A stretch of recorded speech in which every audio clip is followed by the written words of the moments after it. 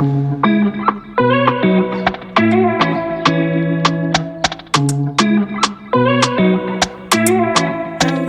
welcome to Fluffy Pigeon Art's YouTube channel. Today we're going to be painting sunflowers.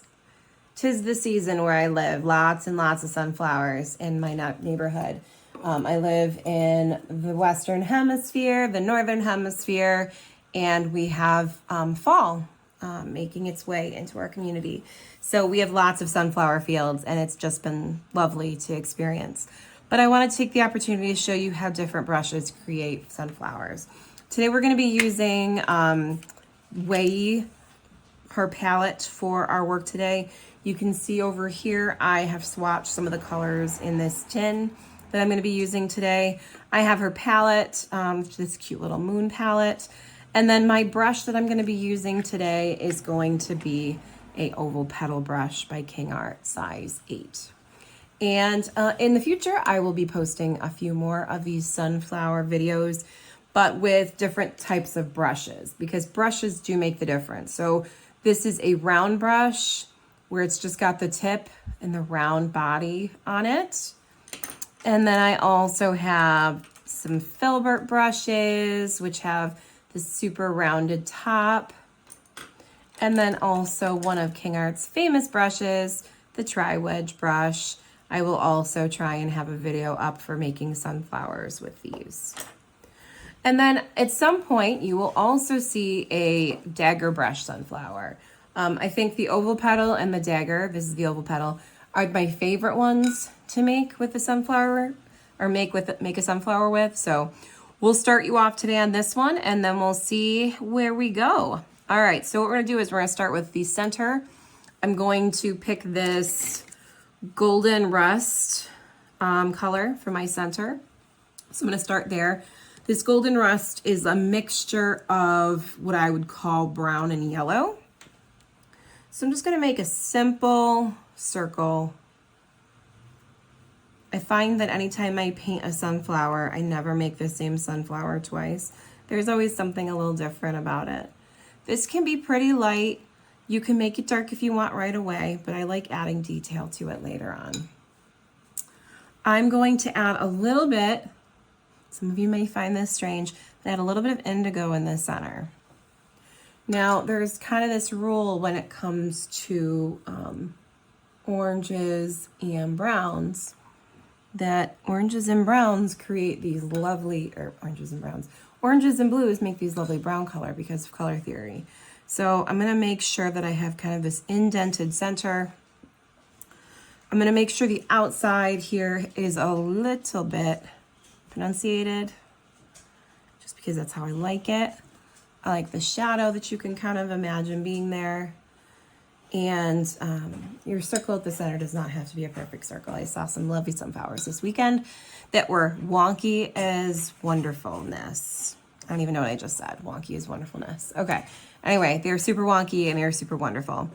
All right. So now what I'm going to do is I'm going to jump on those petals. So these petals are yellow. So I'm just going to stick with yellow for today.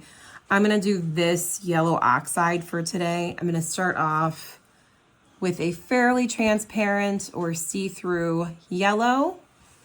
And I'm just going to take my brush, press it down, and then lift it up. See that little sticky out, that little stick part, and then a little point at the top. I'm just gonna do that all over the place. All around the circle I made. Now, if you wanna start layering on top of each other while they're wet, you certainly can. This is called wet on wet technique.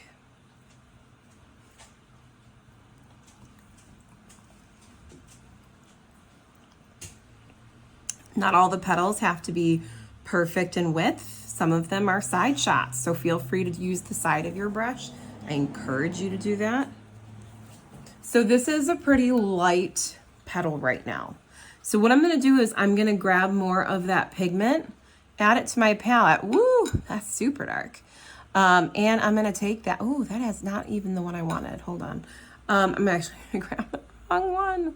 I grabbed golden rust. I will still use that though. So I'm gonna grab this yellow oxide and start adding more. And you're gonna start to see that this is darker or brighter because it has more pigment. You're also gonna see that I'm gonna do 2-stroke petals here sometimes. I like to do that for interest. I like the white that shows when I do that. Just going all the way around again. And doing side ones and some little open ones. And then I'm gonna grab this golden rust and do it again. This golden rust is gonna change it up just a little bit because they're darker.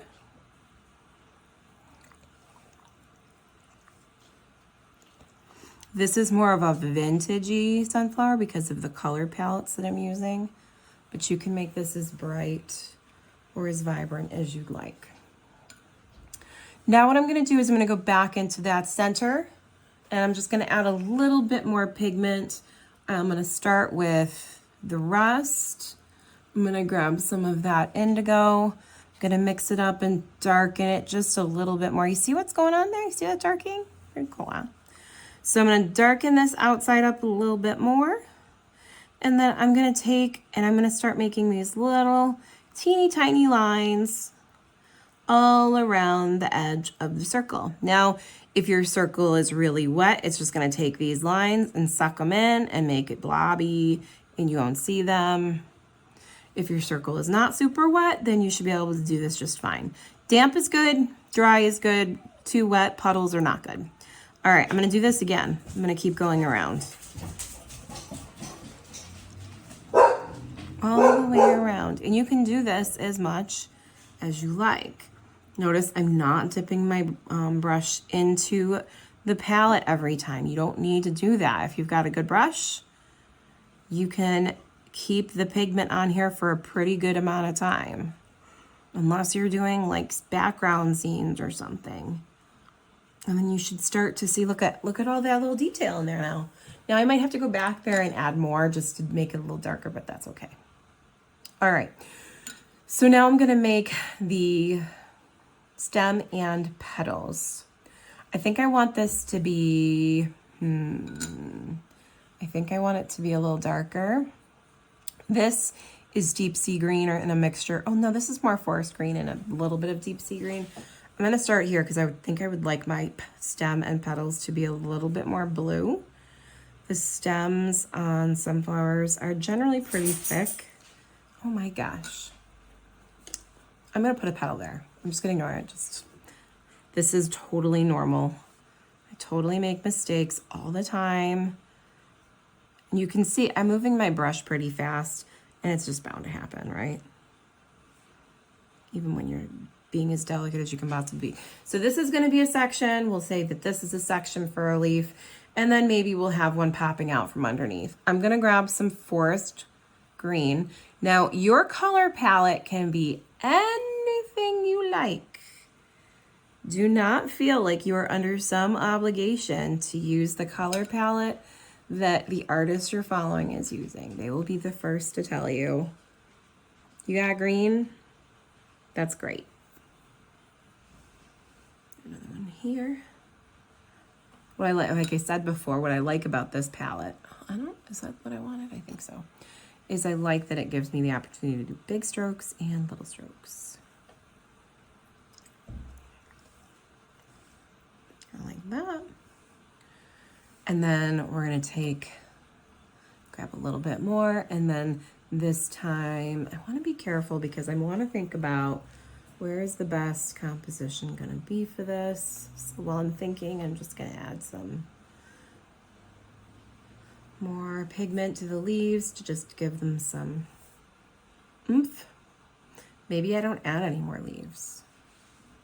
Or maybe I add a leaf here and have it come up. Yeah, let's do that. Okay. See how I did that really light?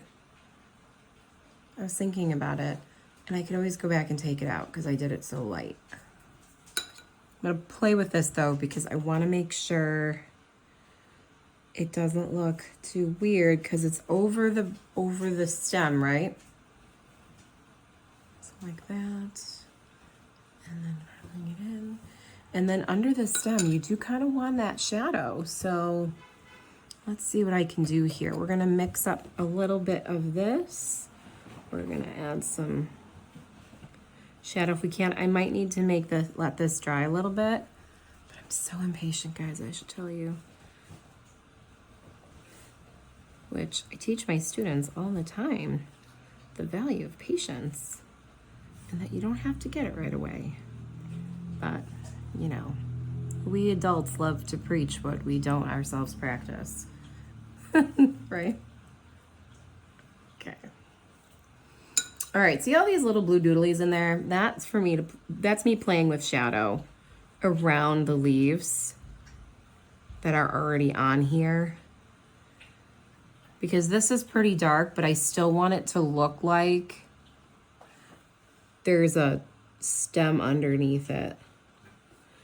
And I don't want it to be so obvious, but I do want it to be, oh, hey, yeah, there is a stem, isn't there? And that means that I have to make this trunk or this stem a little bit darker, which isn't the worst. But I still need something to, what I might do too is you can always go back and you can play with colored pencil, or you can play with pastels. There's actually lots of options for those of you that are like, I just ruined my whole, well, I understand, but maybe it's okay. It might actually be okay. Okay, so what am I getting on here? You know, that little smooshes. Okay, so that's pretty good. I'm gonna go back into this center again. I'm gonna add some more of these doodads, these little liney doodads. Kind of like these. All the way around. And if it's super wet on wet, you can just put little splots in there. Splots is the technical term, right? And you could do like circles, whatever your little heart's content, or you leave it alone and you just make it dark. And that might be your skill set. That might just be what you like. All totally fine. And that to me looks better. And then what I might do now is just go back and get a little bit more yellow and add it in. Why? Because why not? And I love painting flowers, so. All right, guys, what do you think? Think we're done? I think so for the most part, right? I mean, this isn't perfect, but it's good enough. Ooh, I like that yellow in there. Look at that. That just gives it a nice little contrast. All right, so once again, this was a King Art oval petal, and I hope you stay tuned for my next sunflower painting with a round brush.